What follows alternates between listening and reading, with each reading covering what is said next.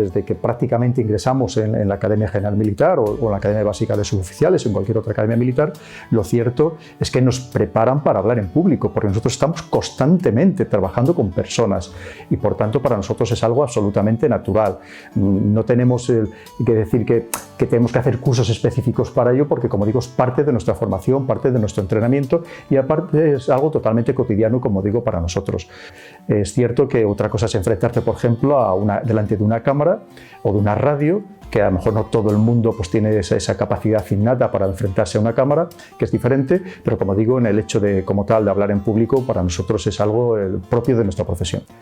Pues lo cierto es que algo de innato debo de tener, porque yo no he hecho ningún curso específico y es cierto que cuando tú hablas en público lo primero es que te tiene que gustar. Cuando hablamos en público, no solamente en tu público o el personal de tu unidad, sino cuando hablamos en un gran público, que pueden ser 500, 1000 o 1500 personas, evidentemente tú tienes que sentirte cómodo. Hay personas que tienen unos grandísimos conocimientos y en cambio cuando salen a la escena se vienen abajo, y conozco casos los contrarios, gente que tiene una formación pues, más o menos limitada, pero en cambio se crece muchísimo en cuanto sale a la escena. Y yo creo que sí que existe algo innato. Y también es verdad que lo mismo sucede a la hora de enfrentarte con una cámara. Hay gente que parece que ha nacido para ello, por cómo se expresa, cómo gesticula, ese lenguaje no verbal que transmite, que también es tremendamente importante. Y en cambio pues hay personas que, como digo, que aun valiendo mucho para otras partes, otros aspectos profesionales, en ese momento concreto como que se vienen abajo, como no son capaces de demostrar toda la valía que tienen de verdaderamente acumulada y que llevan en su interior. El ejército, en cualquier lugar del mundo, el ejército es una institución jerarquizada y más disciplinada y por tanto necesita seguir unas órdenes para funcionar. Hay que tener en cuenta que el ejército está diseñado, preparado y nutrido de material para el peor de los escenarios, que es la guerra, y ahí no puedes dudar. Es decir, no podemos reunirnos cada vez que vayamos a lanzar un ataque, reunirnos y decidir entre todos qué es lo que queremos hacer. Se deben seguir unas órdenes y además unas órdenes que en algunos casos son absolutamente indiscutibles. Evidentemente eso también genera problemas, sobre todo si hay mandos pues, incapacitados o que en un momento determinado pues también se ablandan, se vienen abajo y no dan las órdenes debidas. Pero en cualquier caso debe funcionar de esa forma porque de otros sistemas sería absolutamente imposible. Pero por supuesto siempre, no cabe ninguna duda que hay que razonar. Y además no solamente razonar, sino dudar, porque la verdadera clave de la sabiduría es la duda. Si no dudamos de todo, evidentemente nunca podemos ser sabios, no podemos aceptar por definición cualquier cosa que nos tratan de imponer. No se trata solamente de que nos trasladen conocimiento, que nos trasladen información, sino también necesitamos que nos trasladen formación. Y esa formación muchas veces debe ser autoimpuesta, en el sentido, como digo, de dudar de todo y hacer nuestro propio análisis con los datos que vamos obteniendo. La desinformación nació pareja de la información, esto no es nuevo en absoluto. La única diferencia que es verdad que hoy en día esas labores de desinformación, de manipulación mediática, en la que todos estamos sometidos y que las hacen todos los medios de comunicación del mundo, por muy democráticos, independientes y como quieras que denominarle, que ellos mismos se autodefinan, evidentemente no es así. Siempre hay una línea editorial y, como digo, siempre hay una manera de desinformar. Lo que por eso es importante, como digo, obtener datos y no análisis, que el análisis lo hagamos por nosotros mismos y para ello también es esencial nutrirse de fuentes muy diversas, no quedarnos solamente en una fuente. Hay que intentar hacer un esfuerzo, como digo, para beber de fuentes muy diversas, para no encasillarnos muchas veces en aquello que además nos agrada en nuestro propio pensamiento, porque probablemente nos esté manipulando. Hay que considerar que la desinformación tiene muchísimas vertientes. No es solamente dar una noticia falsa como tal, que hoy día las noticias no son falsas de forma descarada, sino que se sabe mezclar esa verdad y la mentira para que al final sea prácticamente imposible desentrañar la realidad. Y además hay muchas formas también de desinformar.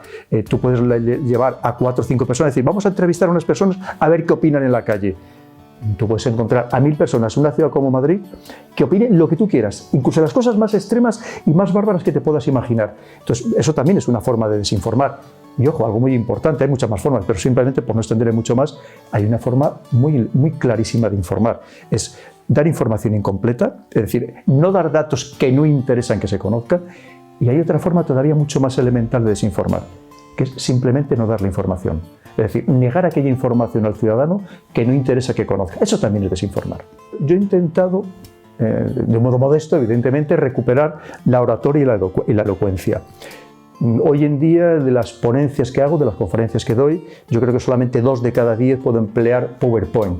El resto lo hago simplemente hablando, que creo que es importante. Es decir, saber convencer a través de la palabra. Evidentemente, para ello tienes que dominar muy bien los temas, tienes que ser capaz incluso de que empiecen preguntándote para demostrar que sabes, incluso antes de dar la conferencia, no dejarlo para el final las preguntas.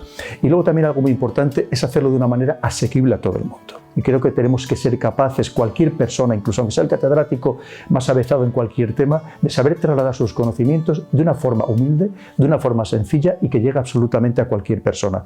Porque creo que, como digo, eso es una labor social, una labor que estamos obligados a hacer en beneficio del pueblo al que servimos. Una de las características del mundo en el que vivimos es la aceleración de acontecimientos. Absolutamente. Lo mismo que antes iba a decir también, que en ese mundo de las informaciones, también esa desinformación hoy en día nos afecta de un modo cada vez más inmediato y más universal. Por exactamente igual, cuando hablamos de acontecimientos, se precipitan de tal forma que hoy en día caer en la presunción de intentar hacer un análisis a 5 años vista, desde luego es tremendamente difícil. Tenemos ahora mismo lo que está pasando con el coronavirus, que puede reconfigurar completamente la situación económica, incluso de peso geopolítico mundial. Hay algunas tendencias que son claras, que es hacia la robotización, digitalización del mundo, que en mi opinión personal, aunque se diga que van a crear diferentes empleos, evidentemente se van a crear, muy relacionados con la alta tecnología, pero en mi modesta opinión creo que se van a crear muchos menos empleos. Y esto va a configurar una sociedad completamente diferente a tal y como la conocemos. Probablemente vayamos a una sociedad muy diferente a la que estamos viviendo actualmente, donde el actual sistema, por ejemplo, de sistema social sea insostenible, entre otras cosas por la falta de natalidad, en el caso concreto de Europa y muy particularmente de España, por el envejecimiento de las poblaciones, en fin, una serie de cambios que sí que probablemente se vayan a producir y que se vayan a terminar por materializar, salvo que haya una hecatombe, una catástrofe que evidentemente nadie desea, o con lo que antes se llamaban esas guerras relajadoras, que por supuesto no la queremos en absoluto. Las personas que ahora mismo lideran la política no están pensando con el suficiente detalle en ese mundo que se nos puede venir encima y de una manera bastante rápida. Y vuelvo a insistir en el tema del coronavirus, que probablemente signifique una reconfiguración del orden mundial completo, empezando por la reconfiguración de la economía.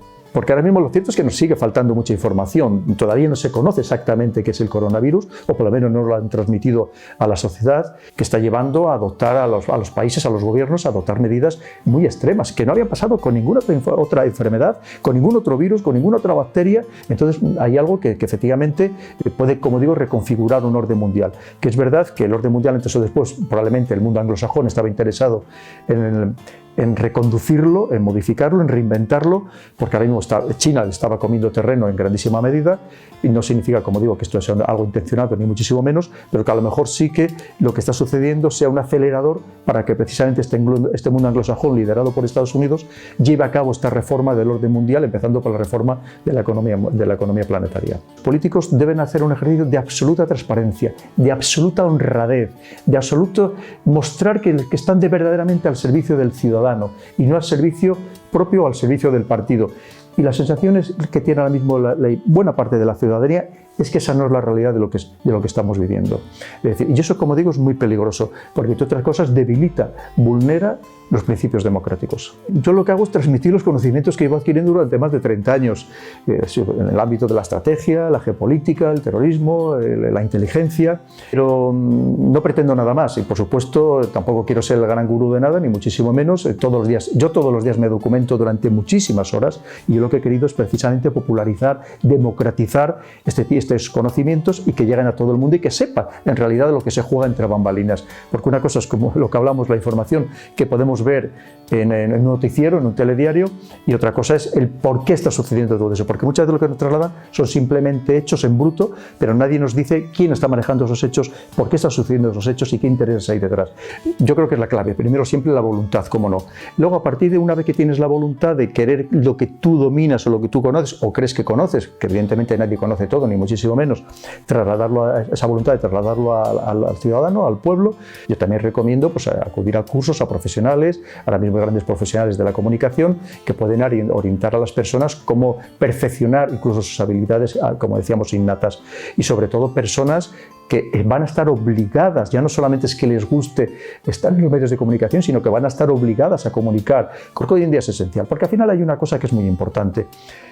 Si no sabes comunicar, la sensación que transmites es de que no sabes. Y muchas veces es muy triste, porque hay personas que saben muchísimo, que verdaderamente dominan los temas, que se ponen a escribirlos y son verdaderos maestros, y en cambio son incapaces de comunicarlo con solvencia. Y al final, si solamente una persona te conoce solo por eso que estás hablando, como digo, la sensación que puede caer, el error que puede caer, es que no dominas los temas. Y una persona que está obligada, como estamos hablando, un alto directivo de cualquier sector, tiene evidentemente que tiene una ascendencia sobre los demás a base de demostrar que tiene un conocimiento superior de los demás de la estructura de la organización que preside. Transmitir honestidad. Creo que es esencial.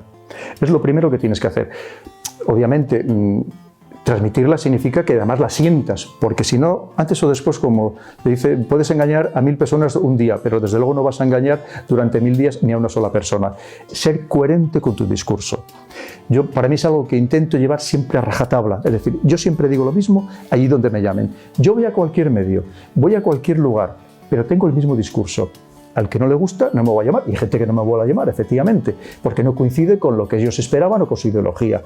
Pero eso es muy importante, porque al final esa coherencia te da un marchamo también de prestigio, que es muy importante, con honradez, que la persona que te esté viendo vea que eres una persona sincera, que no significa que no estés equivocado, por supuesto, aquí estamos todos equivocados, nadie tiene la verdad absoluta, ni muchísimo menos, pero simplemente que la verdad que tú crees o los conocimientos que tú crees que son los adecuados, lo estés transmitiendo con esa honradez, con esa sinceridad y además también con humildad. Es muy importante. La soberbia al final tiene un coste. Aprender de los demás, yo aprendo constantemente de allí donde voy también incluso a dar conferencias o de mis alumnos, de los cursos que doy por internet, yo aprendo constantemente y para eso también hay que tener la suficiente humildad para saber que nadie lo sabe todo, absolutamente de nada. Es más, cada vez yo creo que somos más ignorantes porque queremos tener el conocimiento universal. No ha habido nadie que tenga el conocimiento universal porque hoy en día es absolutamente imposible. Mira, hay algo que nunca me han preguntado. Por ejemplo, ¿en qué reside la verdadera libertad? Y bajo mi punto de vista, la verdadera libertad reside en pensar por uno mismo. Yo creo que no hay un libro que nos dé todas las aclaraciones o que nos dé todas las respuestas. Y si tengo que recomendar alguno, pues hombre, yo, en mi libro de Así se domina el mundo, el primero que escribí, he intentado que además sea un libro que pueda ser empleado desde el punto de vista estratégico incluso dentro de 100 o 200 años. El Antiguo Testamento es un buen libro también de política, de estrategia y de geopolítica. Es decir, hay muchísimos libros que pueden ser verdaderamente una fuente de gran sabiduría. Hay unos libros muy buenos de un autor fantástico español que es Baltasar Gracián, que por cierto se estudia en las academias militares de Estados Unidos. Y luego hay libros que aquí han sido muy olvidados, cuando hablamos por ejemplo del libro de Clausewitz, también de la guerra, hablamos de Sun Tzu, pero hay libros por ejemplo que en su momento fueron más importantes, de Santa Cruz de Marcenado, y en cambio no lo conocen muchas veces ni los propios militares. Y me ha pasado con algún libro de algún militar español que se estudia en la Escuela de Guerra de Estados Unidos, y es el profesor que da la clase que hizo su doctorado sobre esta persona, que es Burguete. Y en cambio Burguete no lo conocen aquí en España prácticamente ni los propios militares. Muchas veces aquí hemos tenido grandes genios, grandes escritores, grandes pensadores militares, y en cambio, pues como suele pasar, todo lo que nos suene o pongamos un nombre extranjero parece que ya nos deslumbra, y en cambio somos muchas veces incapaces de reconocer los valores que tenemos dentro de nuestro propio país. Nico Sánchez, que rivalizaba en esplendor con Tesla y con Edison. Es más, hay paneles, carteles donde aparecen los tres en competiciones en Estados Unidos, y en cambio tuvo la desgracia, había emigrado a Estados Unidos solo con una maleta, pobre total, volvió millonario a España y tuvo la desgracia de efectivamente volver a España y a partir de ahí prácticamente caer en el desconocimiento absoluto. Aquí tenemos mentes muy brillantes porque el pueblo español es magnífico, eso tenemos que decirlo. Somos un pueblo trabajador y sobre todo imaginativo, creativo, que nos adaptamos a cualquier situación y sabremos salir adelante en cualquier circunstancia. Lo que pasa es que hace falta evidentemente buenos dirigentes que sepan canalizar todo ese grandísimo potencial que tenemos en España y volvamos otra vez a tener una voz importante en el mundo que en cierto modo pues la hemos perdido. Pues mira, yo me considero, como decimos en la infantería, un equilibrado conjunto de capacidades medias. No sobresalgo absolutamente nada, pero es verdad que soy muy trabajador y que tengo muchísima voluntad y que cuando algo se me mete en la cabeza es difícil que no lo lleve a cabo. Como recientemente leía un artículo escrito por uno de los jefes, de los generales actualmente de las Fuerzas de Operaciones Especiales en Estados Unidos, y decía: yo no quiero grandes atletas, no quiero personas muy musculadas, no quiero personas muy inteligentes, quiero lo más importante, tener voluntad, porque al final la voluntad es lo que lo puede todo.